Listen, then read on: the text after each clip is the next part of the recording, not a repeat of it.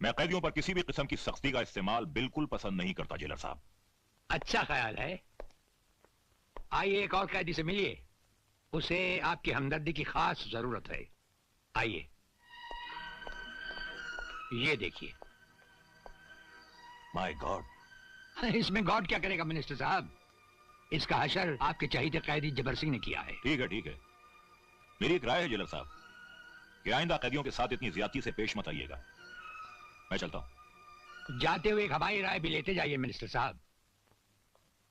अगर आप जैसे जिम्मेदार लोग जबर सिंह जैसे बदमाशों का साथ न दें तो हम अफसरों को अपनी जिम्मेदारी निभाने में जरा कम मुश्किल पेश आएगी। नमस्ते भाभी।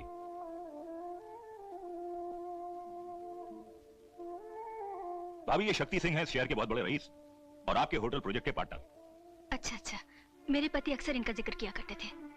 आइए ना, बैठिए।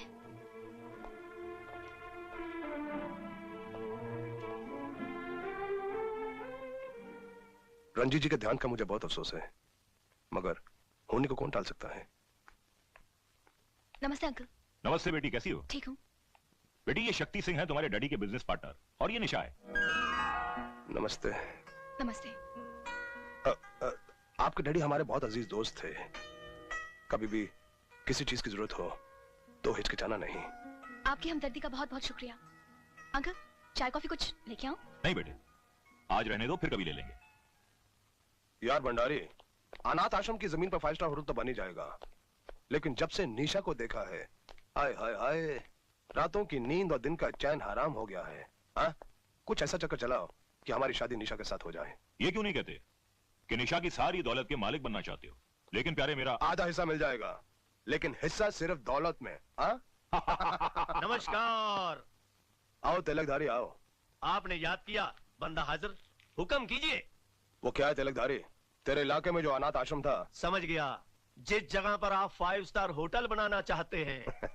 आदमी बहुत समझदार हो। हाँ तिलकधारी, हम चाहते हैं कि उस इलाके में बच्चा तक नजर नहीं आए। बच्चा तो बच्चा, उसके आसपास जानवर भी नजर नहीं आएगा, आप फिक्र मत कीजिए।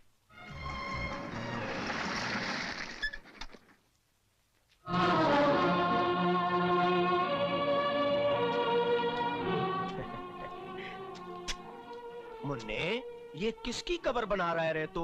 बात करने की तमीज नहीं, और तुम? मैं हूँ तिलकधारी और इस कब्रिस्तान के मालिक।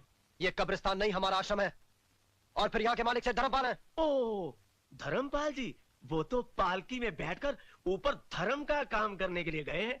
मुन्ने, अगर तू कहे तो तुझे भी ऊपर भेज देते हैं। जबान संभाल कर बात करो वरना। नहीं मुन्ने नहीं, गर्मी नहीं, हम खून खराबा करने नहीं आए। हम तो सिर्फ ये कहने आए हैं कि 3 दिन के अंदर अंदर इन कीड़े मकोड़ों को यहाँ से ले जाओ, वरना इन सबको धक्के दे दे के बाहर निकाल दूंगा। समझे मुन्ने?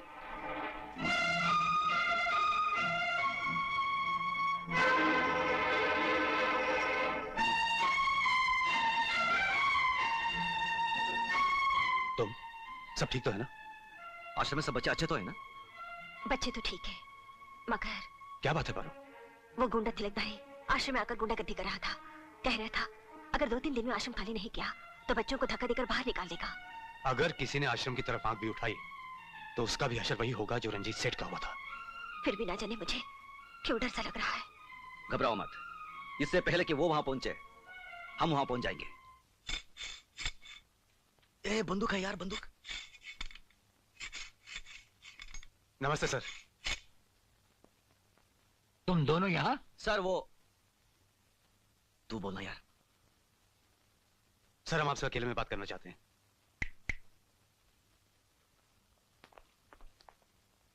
कहो क्या कहना है? सर हम दोनों को 4 दिन की छुट्टी चाहिए। तुम्हें 4 दिन की छुट्टी चाहिए? कुछ गलत बोल दिया क्या? गलत ही बोलता है सर हमें पता चला है कि हमारे अनाथ आश्रम के बच्चों की जिंदगी खतरे में है, इसलिए हमारा बाहर जाना बहुत जरूरी है। ये जेल है, किसी कॉलेज का हॉस्टल नहीं। जब चाहे वार्डन से जाने की इजाजत ले ली। हम जानते हैं सर, लेकिन हम दोनों का जाना बहुत जरूरी है। ये कानून के खिलाफ है, हम इसकी इजाजत नहीं दे सकते। तुम अपने काम की ड्यूटी पर वापस जाओ। सर आप हमें अच्छी तरह जानते हैं, लेकिन हम आपकी इज्जत करते हैं इसलिए आपसे इजाजत मांगने आए हैं, वरना अब तक तो कब के जेल से भाग गए होते। तुम दोनों दिल के अच्छे हो इसलिए हमने सुन लिया, वरना हमारे सामने ऐसी बात करना तो दूर, सिर्फ सोचने वाले को ही छत से उल्टा टांग दिया जाता है। सर, आप हमारे जज्बात समझने की कोशिश कीजिए। आश्रम के बच्चे हमारी जिंदगी है, हमारा सब कुछ है। अगर उन्हें कुछ हो गया तो हम दोनों जीते जी मर जाएंगे। हम पे भरोसा कीजिए सर, हम आपके साथ विश्वासघात नहीं करेंगे। देखो, हम तुम्हें ना तो जेल से जाने की इजाजत दे सकते हैं और ना ही हम तुम्हें जेल से भागने देंगे। बाकी रहा अनाथ आश्रम के बच्चों की हिफाजत का सवाल, हम उनकी हिफाजत का वादा करते हैं।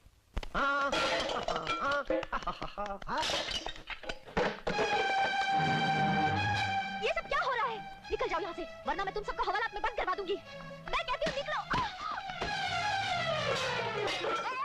ऐसे बच्चों के साथ जुल्म करता है हरामजादे।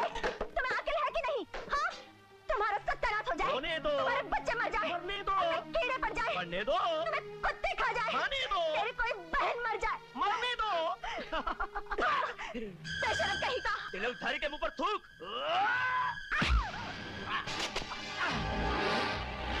जो हमारे हाथों से तुम्हारी पिटाई हुई थी भूल गए क्या? लेकिन आप इस मामले में क्यों पड़ रहे हैं? अत्याचार को रोकने के लिए हम भी कभी कभी 2-4 कदम उठा लेते हैं। अत्याचार चाहे जेल के अंदर हो या जेल के बाहर। नहीं सरकार, मैं कोई अत्याचार नहीं कर रहा सरकार, अपने मालिक का हुक्म बजा रहा हूँ। उसने इस जमीन को खाली कराने के लिए कहा था। तुम्हारा मालिक है कौन? ठाकुर शक्ति सिंह। अरे वो ठाकुर क्या अपने आप को शहर का ठेकेदार समझता है? जाओ जाकर कह दो उससे कि आज से जमीन के टुकड़े पर बसने वालों को निगहबान जेलर राणा प्रताप है। हाँ सरकार, बिल्कुल ठीक है, चलो।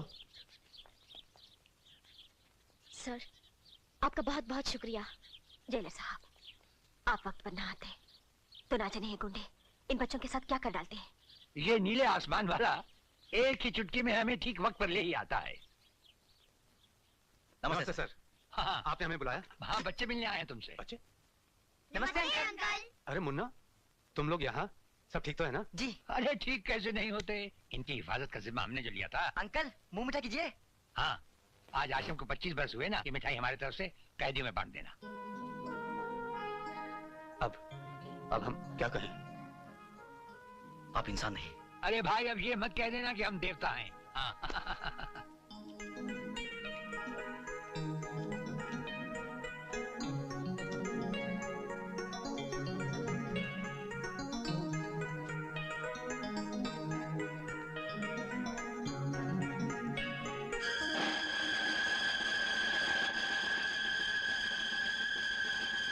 अंकल, लड्डू लो।